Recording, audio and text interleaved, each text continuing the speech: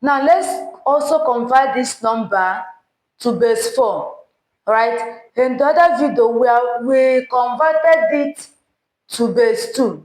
Alright, so now let's convert it to base 4. Okay, it's still the same way. We are going to use 4 to divide it.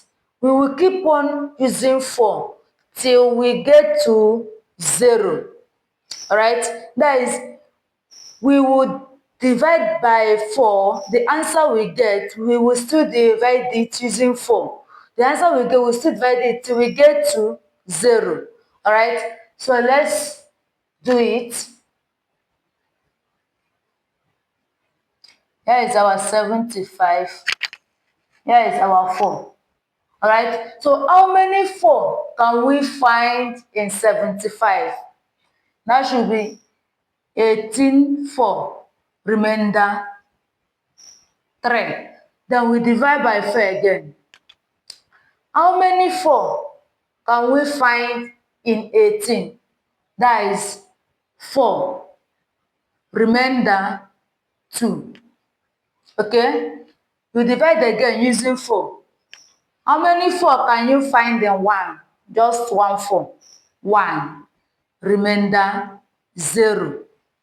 Okay? Now we divide again using 4.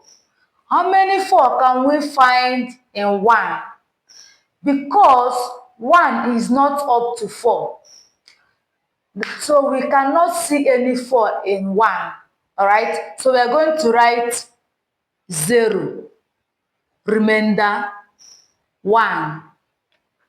Alright? We are going to write 0, remainder this one here. Okay? And we are writing out our answer from down up and not from up down. Okay, so we are starting from this one. So our answer is going to be 1 0 2 3 in base 4. So this is our final answer.